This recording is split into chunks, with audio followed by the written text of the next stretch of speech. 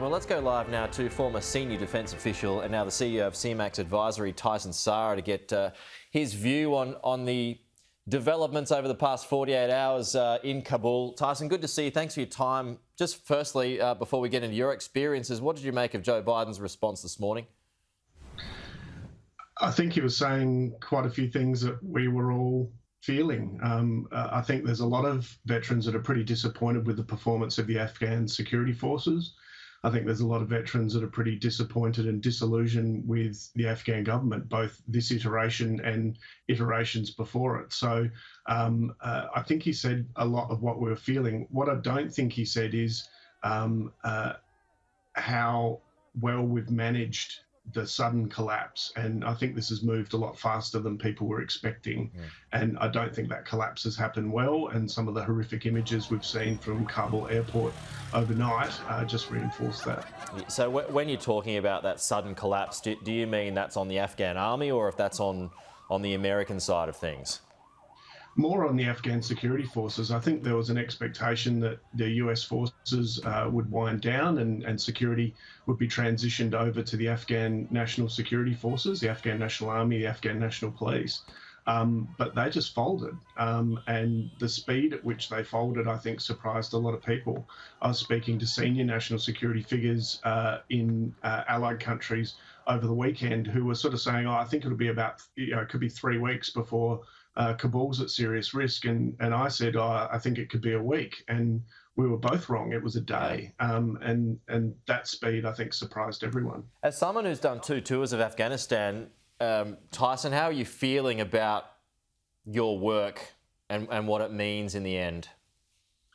Yeah, it's a difficult thing to sort of come to grips with. I don't think many of us sort of came out of there feeling incredibly optimistic about the future of Afghanistan, but you are there when you're working, thinking that you're doing the right thing and working towards a strategy. And I suppose the strategy part is the bit that was missing. We didn't have one big idea that unified the campaign after we'd gotten rid of the Taliban and gotten rid of al-Qaeda really early in the campaign. So this view about nation building, we just didn't do it.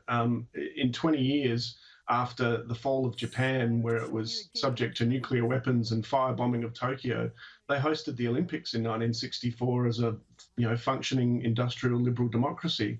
I don't think we were expecting that of Afghanistan, but I think we were probably expecting a little bit more than what we have. And do you feel like there's an element of troops, our troops, and I don't want to be critical here because we're all proud of them, but is there an element of troops valuing or questioning the value of their work and the sacrifice that they made in the end? Absolutely. And I think, that's not just true for soldiers and those civilians, diplomats, aid workers, intelligence officers, etc., that went over there. I think it's true for their families as well. Everyone's family had an impact from this campaign if they had a loved one that served there. And the question of was it worth it, I think, will be ringing in the minds of many that served in Afghanistan. I think charities such as Soldier On, I think organisations like the RSL, we know that they're getting a lot of calls and a lot of requests for help.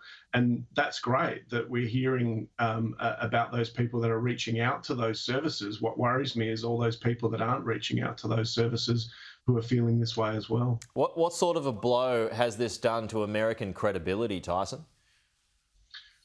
I think the blow had already been dealt. I don't think anyone looked at the last 10 years and thought that Afghanistan was a success. I don't think anyone looked at the last 20 years in Iraq and Afghanistan and thought that American prestige had been enhanced. At some point, troops needed to withdraw. And there'll be debate over the speed at which that occurred and what was left for the Afghan people to be able to defend themselves. But I think American prestige has already been damaged by this campaign. I don't think this does a huge amount to make that worse, to be honest. It was interesting that some of the comments that have come from the Pentagon too this morning, Tyson, that they can't say how much of their own American equipment, all of the equipment that they left behind, is now in the hands of the Taliban. Yeah, that's right. I mean, it used to be that in Afghanistan, the AK-47, that Russian assault rifle that was sort of iconic for revolutionaries and the Mujahideen, would be the weapon in everyone's hands. And now, more often than not, we're seeing US-made M16s in the hands of those fighters that are entering Kabul. So aircraft, vehicles, weapons and ammunition, communications equipment, all of that now is in the hands of the Taliban. And billions of dollars were spent on that, both in towards of development as well as development of the security forces. And all of that now is money that's gone to waste. All right, Tyson Sara, we'll appreciate your time as always. We'll talk to you again soon. Thanks very much, Pete.